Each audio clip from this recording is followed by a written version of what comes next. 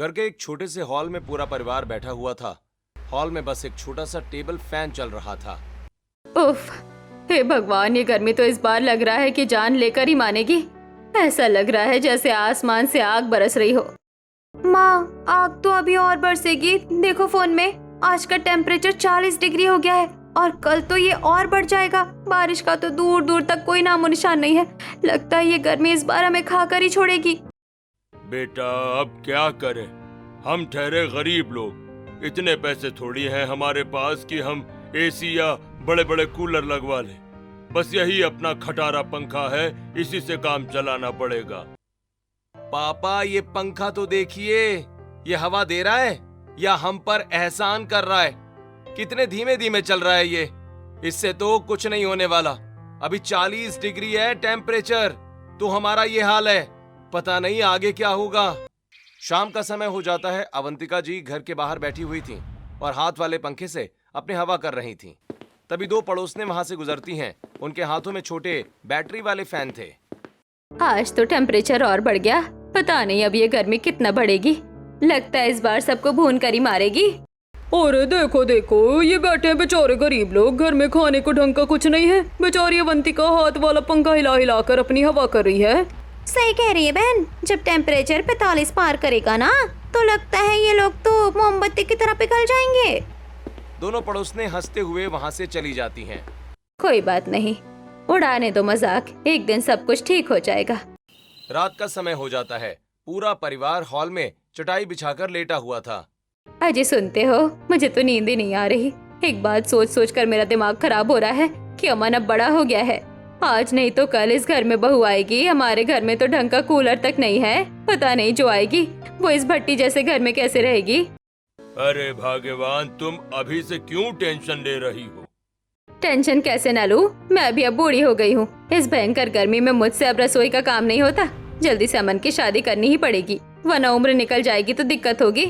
बस यही डर है कि जो बहू आएगी वो पता नहीं कैसी होगी, एडजस्ट कर भी पाएगी या नहीं। तू फिक्र मत कर अवंतिका, हम जो बहू लाएंगे ना वो एकदम समझदार और अपने जैसी ही होगी। सब ठीक हो जाएगा, अब सो जा। लो कर लो बात। माँ ये देखो, रात को भी टेम्परेचर 43 डिग्री के आसपास पहुँच गया है। दिन में तो आग बरसती ही है, रात को भी चैन नहीं है। पता नहीं क्या करके मानेगी ये गर्मी, पक्का मार ही डालेगी सबको। अगली सुबह गर्मी ने सुबह से ही अपना असर दिखाना शुरू कर दिया था।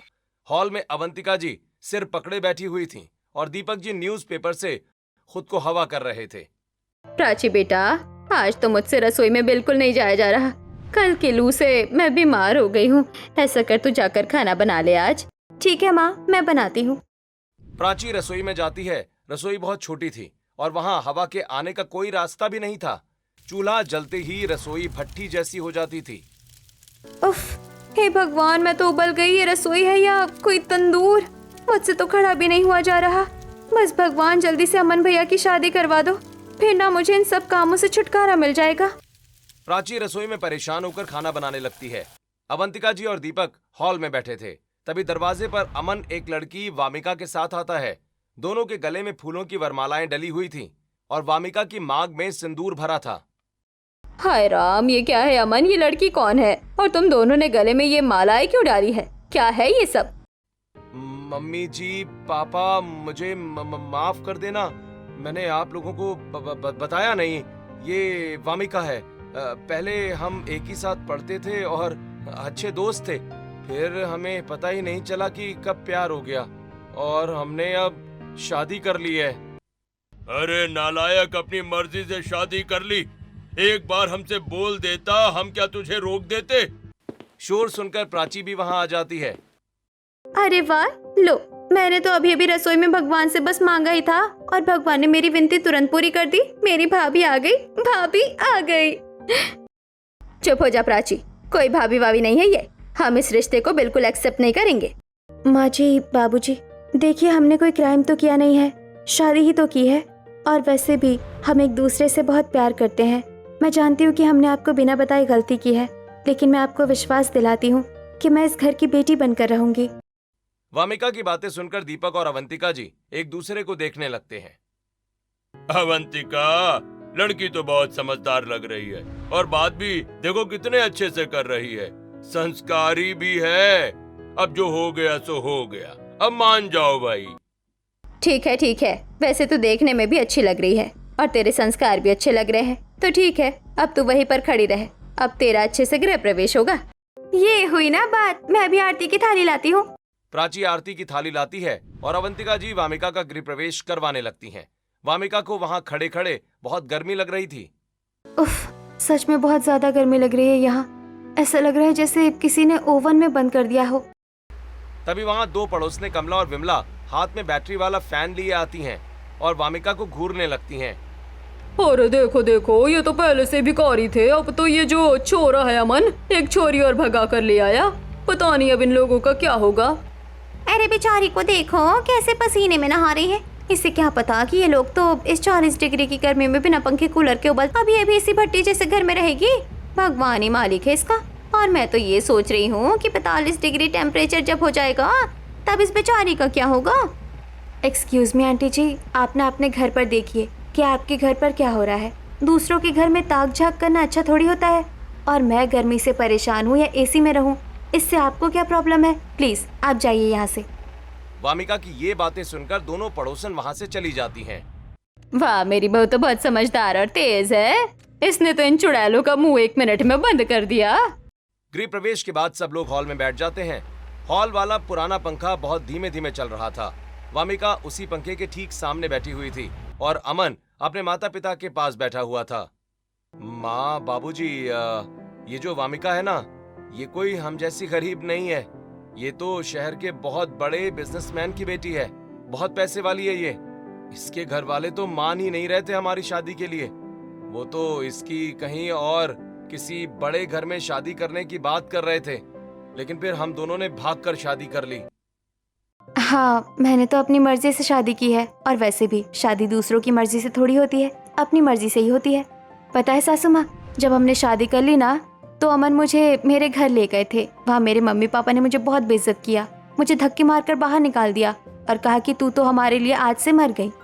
वामिका ये बोलकर रोने लगती है। वामिका को रोता हुआ देख अवंतिका जी उसके पास आती हैं। अरे तू फिक्र मत कर पगली, मैं हूं ना तेरी माँ। अब से ये घर तेरा है, तू रो क्यों रही है? देखो तो बहू कितने अमीर खानदान से है, लेकिन तब भी इसमें रत्ती भर की घमंड नहीं है। पर अभी पता नहीं है कि कल ये क्या करेगी। अभी से हमारे घर की असली हालत और इस भयंकर गर्मी के बारे में पता थोड़ी है।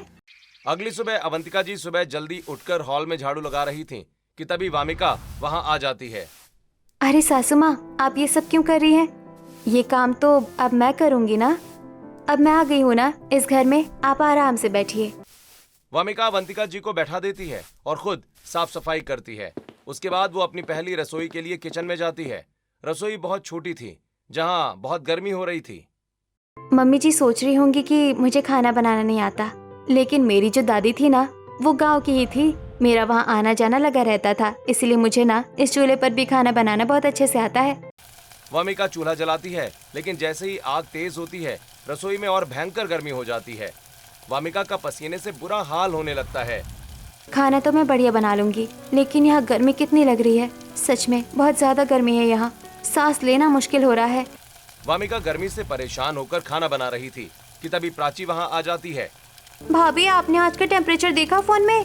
44 डिग्री हो गया है, 44। बस कुछ दिनों बाद ये 45 तक पहुँच जाएगा, फिर पता नहीं क्या होगा हम लोगों का। मुझे तो लग रहा है कि हम लोग ना एकदम मोमबत्ती की तरह पिघल जाएंगे इस बार। वैसे आपको गर्मी नहीं लग रही क्या इस भट्टी जैसी रसोई में? मैं तो अगर यहाँ पर थोड़ा और रुक ली ना तो पक्का चक्कर खा के गिर जाऊंगी। लग तो रही है ननन जी, बहुत भयंकर गर्मी लग रही है, लेकिन अब क्या करें, पहली रसोई है, खाना तो बनाना है ना। आप बाहर बैठिए, मैं भी आती हूँ। वामिका बहुत ही मुश्किल से अपनी पहली रसोई की रस्म पूरी करती है। अगले दिन वामिका की मुंह दिखाई की रस्म थी। घर के छोटे से हॉल में मोहल्ले की कुछ औरतें बैठी हुई थीं। उफ, कितनी गर्मी है तुम्हारे घर में अवंतिका। हमारे हॉल में तो ना 2-2 बड़े कूलर रखे हैं और देखो इनके हॉल में एक छोटा सा मरा हुआ पंखा रखा है और कमरों में तो बस 2 हाथ वाले पंखे ही हैं और कुछ है ही नहीं। कैसे रहते ये लोग? अरे बहू, तू तो इतने अच्छे और अमीर खानदान की है ना, तो फिर यहाँ इस गरीब खाने में क्यों आ गई? अरे कहीं और किसी अमीर लड़के से शादी कर लेती तो कम से कम एसी में तो रहती। अरे आंटी जी, आप ना मुझे भड़काइए मत। मैं आप जैसी सीरियल वाली आंटियों को बहुत अच्छे से जानती हूँ। आप लोग ना बस दूसरों के घर में आग लगाना जानती हैं। ये घर जैसा भी है, लेकिन अब ये मेरा घर है और मैं यहाँ बहुत खुश हूँ और आगे भी खुश ही रहूंगी। और अगर कोई प्रॉब्लम आती है ना तो मैं उसे खुद संभाल लूंगी। आप प्लीज मेरे लिए ज्यादा टेंशन मत लीजिए। वामिका का ये जवाब सुनकर पड़ोसनों के मुंह बंद हो जाते हैं और वो चुपचाप वहां से चली जाती हैं। रात हो जाती है। वामिका अपने कमरे में थी और कमरे में कोई पंखा या कूलर नहीं था। कमरे में बहुत गर्मी लग रही थी। वामिका को बिल्कुल भी नींद नहीं आ रही थी। उफ, सांस घुट रही है यहाँ तो। वामिका अपना फोन उठाती है और टेम्परेचर चेक करती है। हाँ, लो कर लो बात। रात के 12 बजे भी टेम्परेचर 45 डिग्री है। कल तो शायद ये और बढ़ जाए। अब ये गर्मी तो ना पक्का जान ही ले लेगी। सच में बहुत भयंकर गर्मी लग रही है। वामिका अपने कमरे से बाहर आ जाती है और हॉल में टहलने लगती है और वहीं चटाई बिछाकर सो जाती है। अगली सुबह वामिका तौलिया लेकर नहाने के लिए बाथरूम में जाती है। वो नहाने के लिए पानी लेती है। आउच, हाथ जल गया मेरा। अरे ये पानी इतना ज्यादा गर्म कैसे है? यहाँ कोई गीजर वगैरह लगा है क्या? इतना उबलता हुआ पानी कहाँ से आया? कैसे हुआ ये? दोपहर का समय हो जाता है। घर के अंदर भयंकर गर्मी हो रही थी। वामिका गर्मी से परेशान होकर रसोई में पानी पीने आती है। उफ, मेरा तो गला सूख रहा है। बहुत ज्यादा गर्मी लग रही है आज। लगता है टेम्परेचर पक्का 45 डिग्री हो गया है। अब तो ना बस कुछ एकदम ठंडा पानी पीना है। वामिका रसोई के कोने में रखे छोटे से मिट्टी के मटके से पानी लेकर पीती है। लो, ये पानी तो बिल्कुल ठंडा नहीं है और घर में कोई फ्रिज भी नहीं है। अब क्या होगा? इस खौलते हुए पानी से प्यास कैसे बुझेगी? तभी अवंतिका जी वहां आ जाती हैं। बहू, मुझे माफ कर देना। तू तो इतने अमीर घर से आई है और हमारे पास तेरे लिए कुछ नहीं है। एक फ्रिज तक नहीं है कि तुझे ठंडा पानी पिला सकूं। अभी अभी तो 45 डिग्री की इस भट्टी में खाना बनाकर निपटी है, ऊपर से ये गर्मी। लेकिन तू फिक्र मत कर बेटा, मैं ना पास वाली पड़ोस से तेरे लिए थोड़ा ठंडा पानी और बर्फ मांग कर लाती हूँ। अवंतिका जी पड़ोसन के घर जाती हैं। अरे कमला बहन, थोड़ी बर्फ और ठंडा पानी दे दो। मेरी बहू को बहुत ज्यादा गर्मी लग रही है। कमला अवंतिका को कुछ नहीं देती और बेइज्जत करके वहां से भगा देती है। अरे सासू माँ, आप क्यों परेशान हो रही है? आप ये मत सोचिए कि मैं अमीर घर से हूँ तो मैं आप लोगों को कोई ताना मारूंगी या बुरा मानूंगी। कोई बात नहीं, ये सब चलता है। मुझे नहीं पीना बर्फ का पानी। वामिका वापस रसोई में जाती है और उसी मटके से सादा पानी पी लेती है। अवंतिका जी ये देखकर बहुत इमोशनल हो जाती हैं। सच में मेरी बहू लाखों में एक है। अगली सुबह वामिका रसोई में खाना बनाने जाती है। वो एक बर्तन खोलती है जिसमें रात की बची हुई सब्जी रखी थी, लेकिन अब सब्जी खराब हो चुकी थी। पास ही टोकरी में रखी हरी सब्जियां भी गर्मी से मुरझा चुकी थीं। अरे यार, ये तो पूरी तरह से बेकार हो गई। इतनी गर्मी है कि रात की सब्जी सुबह तक टिक ही नहीं पाई। हरी सब्जियां भी सूख गई है। अगर घर में कोई छोटी सी फ्रिज भी होती तो मैं ये सब उसमें रख देती। खराब तो नहीं होती कम से कम। ऐसे तो हमारा बहुत ज्यादा नुकसान हो रहा है। रोज रोज खाने के पैसे बर्बाद हो रहे हैं। इस 45 डिग्री वाली गर्मी का तो कुछ इलाज करना ही पड़ेगा मुझे। दोपहर का समय हो जाता है। 45 डिग्री टेम्परेचर हो चुका था और बहुत ज्यादा धूप हो रही थी।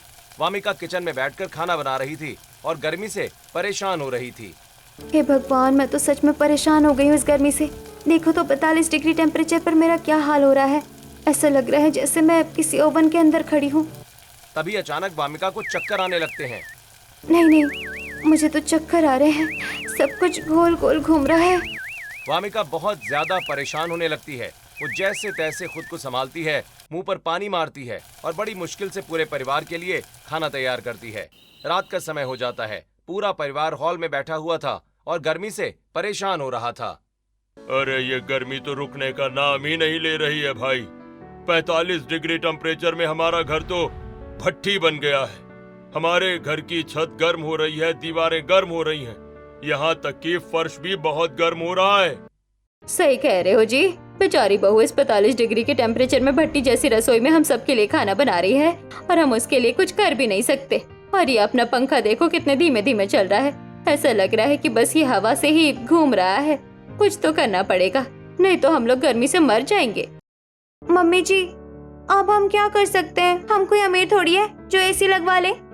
तभी बाहर गली से एक सब्जी वाला गुजरता है। वामिका उस ठेले वाले को देखने लगती है। उस ठेले वाले ने अपने ठेले के ऊपर एक पुरानी बोरी की छत बना रखी थी। अरे ताजी सब्जी ले लो। वैसे मैंने अपने इस ठेले पर इन बोरों की छत लगाकर सही किया। अब इससे मेरी सब्जी भी ठंडी है और मुझे भी ठंडक मिल रही है। अगर ठेले पर बोरे ठंडक कर सकते हैं तो हमारे घर पर क्यों नहीं? अब मैं भी ऐसे ही कुछ जुगाड़ करूंगी अपने घर के लिए। अगले दिन सुबह वामिका पास की एक चूना फैक्ट्री से बाहर पड़ा हुआ सफेद चूना लेकर आती है। वो प्राची के साथ मिलकर उस सफेद चूने को घर की छत पर पेंट कर देती है। भाभी आपने ये सफेद चूना छत पर क्यों पेंट कर दिया? इससे क्या होगा? ननन जी, इस चूने से हमारी छत पर ज्यादा गर्मी नहीं होगी।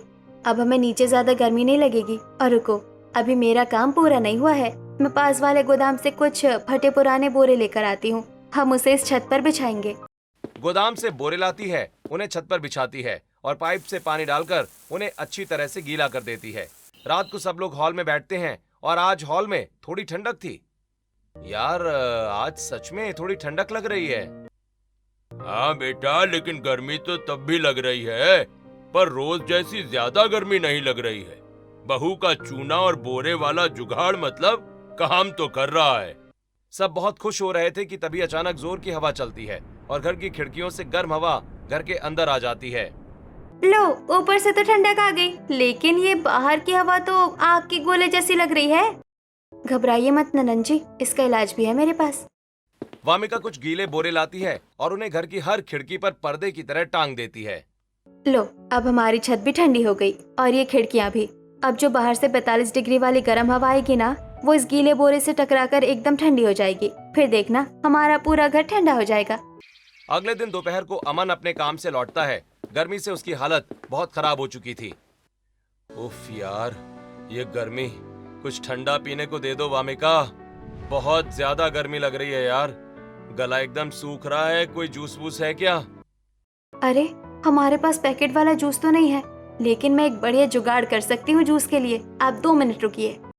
वामिका जल्दी से रसोई में जाती है। वो मटके का पानी लेती है, उसमें नींबू निचोड़ती है, थोड़ा नमक, शक्कर और ताजे पुदीने की पत्तियां डालकर नींबू वाला जूस तैयार करती है। लो जी, आप ना इसे पी लीजिए। इससे आपकी जो प्यास है शांत हो जाएगी, शरीर की सारी गर्मी निकल जाएगी और आपको एकदम अच्छा महसूस होगा। आहा, वाह वामिका वाह, सच में इसे पीकर सच में बहुत अच्छा महसूस हो रहा है यार।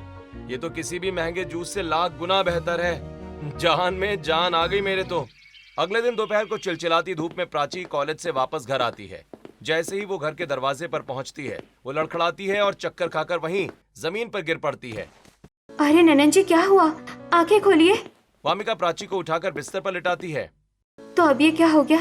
बेचारी वैसे इतनी कमजोर है, पक्का लू लग गई है इसे। 45 डिग्री टेम्परेचर हो गया है बाहर, इसीलिए लोग तो बीमार पड़ेंगे ही ना। वामिका जल्दी से रसोई में जाती है और एक प्याज लेकर आती है। वो प्राची के पैरों के तलवों पर प्याज रगड़ने लगती है। फिर वो वापस रसोई में जाती है। उफ, ये रसोई है या कोई तंदूर?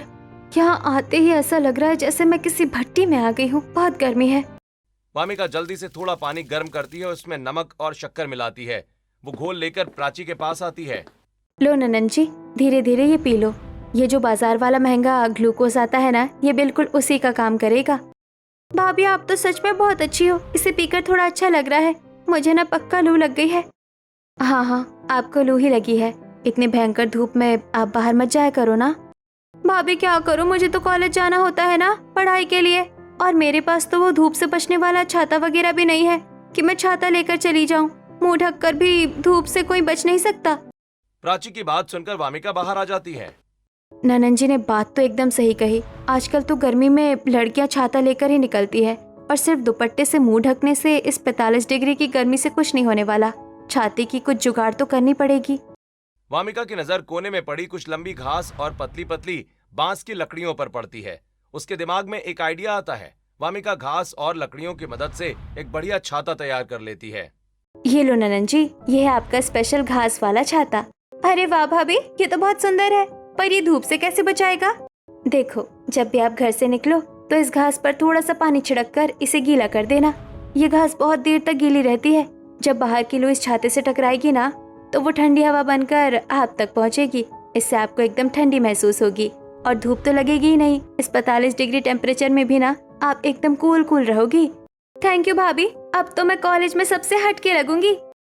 अगले दिन सुबह वामिका ने अपने लिए भी वैसा ही एक घास वाला छाता बना लिया था। वो छाता लेकर बाजार में सब्जी लेने जाती है। अब क्या करूं यार, रोज रोज ये सब्जी लेने इस धूप में आना पड़ता है। ज्यादा सब्जी एक साथ ले नहीं सकती, वरना वो घर में खराब हो जाएगी। घर में कोई फ्रिज भी तो नहीं है सब्जी रखने के लिए। तभी वामिका की नजर पास ही खड़े एक गन्ने के जूस वाले पर पड़ती है। वो जूस वाला एक थर्माकोल के डिब्बे से बर्फ के टुकड़े निकाल रहा था। वामिका उसके पास जाती है। अरे भैया, आप इसमें से बर्फ क्यों निकाल रहे हो? इस डिब्बे में कोई मशीन वशीन लगी है क्या? इसमें बर्फ पिघलती नहीं है? अरे नहीं नहीं मैडम जी, ये थर्माकोल का डिब्बा है, इसमें मशीन नहीं होती, पर इसके अंदर बर्फ बहुत देर बाद पिघलती है।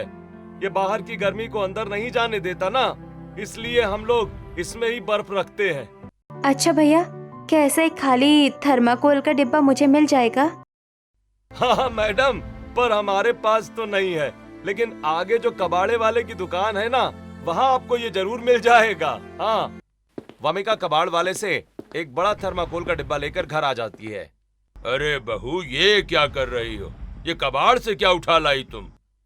अरे बाबूजी, आप देखिए तो सही, मैं ना आज हमारा खुद का देसी फ्रिज बनाऊंगी, आप लोग बस देखते जाइए।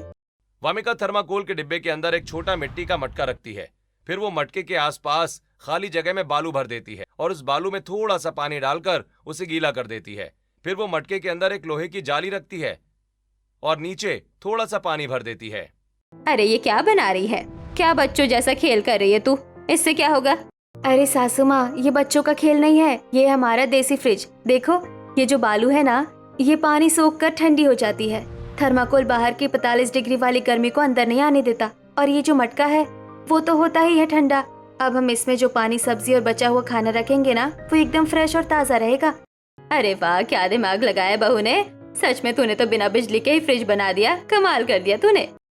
अगली सुबह दीपक जी हॉल में बैठे बैठे कुछ सोच रहे थे, तभी वामिका वहां से गुजरती है। अरे बहू, इधर आना, मुझे भी एक आइडिया आया है।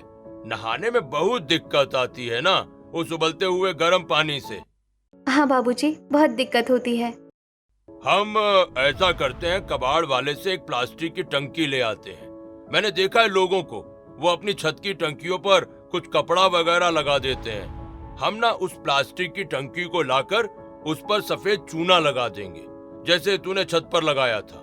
फिर उसके आसपास पुराने मोटे कपड़े या बोरे लपेट देंगे और उसे अपने बाथरूम में ही रख लेंगे, और रात में हम उसमें पानी भर दिया करेंगे और उन बोरों को भी गीला कर देंगे, तो सुबह तक वो पानी एकदम बर्फ जैसा ठंडा हो जाएगा। अरे वाह बाबूजी, आप तो एकदम मेरे जैसे चालाक हो गए हैं। ये जुगाड़ तो बहुत ही बढ़िया है। मैं अभी जाकर कबाड़ वाले से टंकी लेकर आती हूँ। वामिका टंकी खरीद कर लाती है और दीपक और वामिका मिलकर कूलिंग टंकी तैयार करते हैं। अगली सुबह सब नहाने के बाद इकट्ठे होते हैं। वाह वाह वाह, क्या बात है। देखो कितना ठंडा पानी था आज, ऐसा लग रहा था कि किसी ने पानी में बर्फ मिला दी हो। सच में मजा आ गया आज नहाकर। अगले दिन सब ऐसे ही बैठकर बातें कर रहे थे। अरे तुम सब लोग अपनी अपनी जुगाड़ कर रहे हो, तो क्या मैं तुम लोगों से पीछे हूँ? मुझे भी एक बात याद आई है। मेरी जो माँ थी ना, वो बचपन में मटके का पानी कैसे एकदम ठंडा करती थी, मुझे सब याद है। अब मैं बनाती हूँ पानी ठंडा करने वाली मशीन। अवंतिका जी एक मटका लेती हैं। वो उस पर बहुत सारे मोटे सूती कपड़े लपेट देती हैं। फिर वो उस मटके को खुली खिड़की के बाहर रख देती हैं। अरे भाग्यवान, क्या कर रही हो ये? खिड़की के बाहर धूप में रखोगी तो पानी तो और ज्यादा उबल जाएगा।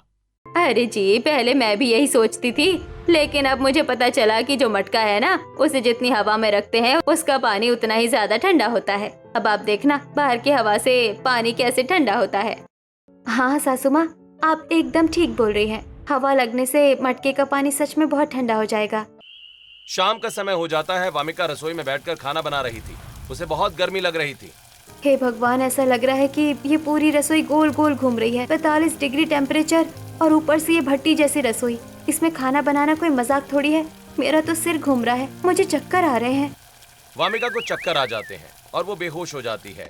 जब उसकी आंख खुलती है तो वो हॉल में चटाई पर लेटी हुई थी। पूरा परिवार उसके चारों तरफ खड़ा था। बहू मुझे माफ कर दे, तूने तो कभी ये गर्मी देखी भी नहीं होगी ना बहू। सासू माँ, आप क्यों रो रही हैं? आप परेशान मत होइए ना। अब क्या कर सकते हैं, गर्मी तो सबके लिए है, हमारी मजबूरी है। पर आप रोइए मत, सब ठीक हो जाएगा। हे वामिका, हम ऐसा करते हैं, हम कहीं घूमने चलते हैं। वैसे भी अभी मुझे काम भी नहीं मिल रहा है, तो कहीं पास में ही खुली हवा में घूमने चलते हैं। थोड़ा दिमाग भी फ्रेश हो जाएगा। एक पास में मैदानी इलाका है, वहाँ थोड़े बहुत पेड़ पौधे लगे हैं, तो वहीं चलते हैं। वहाँ लोग आते जाते हैं। अगले दिन पूरी फैमिली एक मैदानी इलाके में पहुँचती है, जहाँ बहुत कम पेड़ पौधे लगे हुए थे। वहाँ कुछ लोग और भी आए हुए थे जिन्होंने अपने टेंट लगाए हुए थे। मुझे अच्छे से याद है, पहले यहाँ बहुत सारे पेड़ पौधे थे, लेकिन लगता है गर्मी की वजह से पेड़ पौधे सूख गए। अरे यार देखो, हम लोग तो गरीब हैं, हमारे पास तो वो अमीर लोगों वाले बढ़िया प्लास्टिक के टेंट भी नहीं है। उन लोगों को देखो, मजे से टेंट लगा कर बैठे हैं, और यहाँ तो ढंग के पेड़ भी नहीं है जिसके नीचे हम छाँव में बैठ जाए। अरे अब हम क्या करें? अरे ननन जी, आप टेंशन क्यों लेती हो? मैं हूँ ना, मैं अभी कुछ धांसू जुगाड़ करती हूँ। वामिका देखती है कि पास में कुछ घास पड़ी हुई थी। वामिका उस घास और कुछ लकड़ियों की मदद से गोल टेंट बनाती है। पास में छोटा तालाब भी था, तो तालाब से पानी लाकर वो उस पर छिड़क देती है। पूरा परिवार घास के टेंट के अंदर बैठ जाता है। अरे बाप रे, देखो तो बाहर कितनी आग बरस रही थी और यहाँ अंदर कितनी ठंडक है। ऐसा लग रहा है कि 45 डिग्री टेम्परेचर में हम किसी बर्फ वाली जगह पर आ गए हो। अगर ये घास और पानी का कॉम्बिनेशन इस टेंट को इतना ठंडा कर सकता है, तो फिर मेरी रसोई ठंडी क्यों नहीं हो सकती?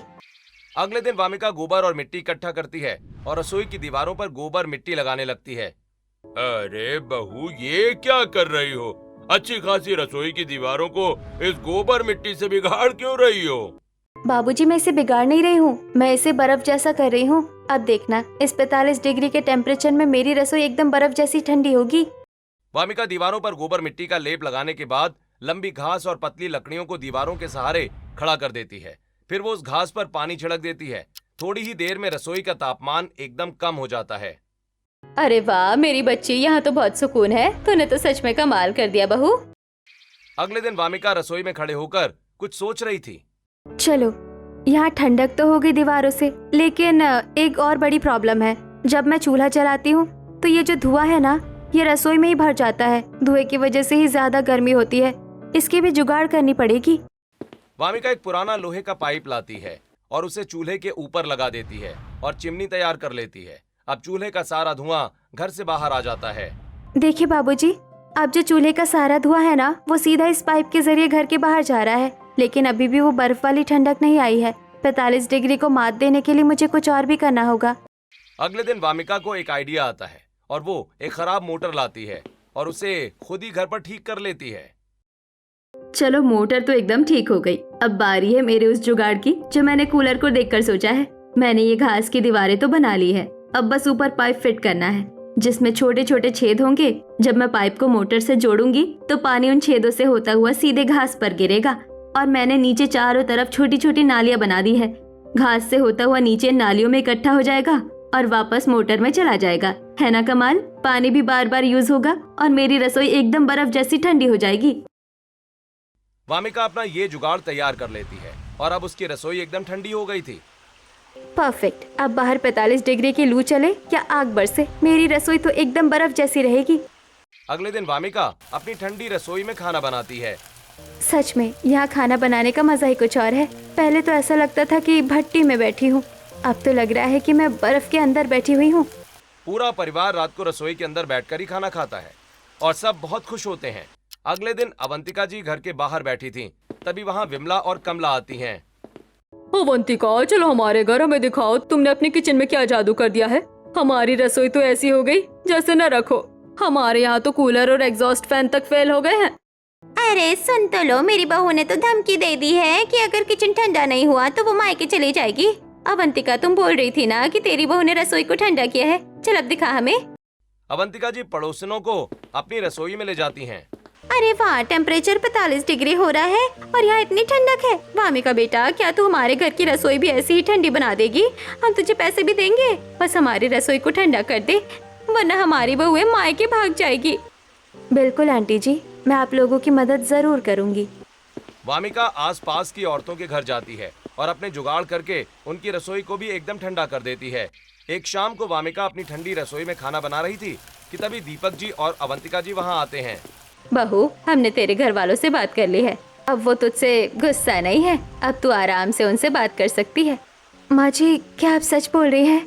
अब मेरे मम्मी पापा मुझसे गुस्सा नहीं है, अब वो मुझसे बात करेंगे। थैंक यू मम्मी जी। मैं आपको बता नहीं सकती मम्मी जी कि मैं आज कितनी खुश हूँ।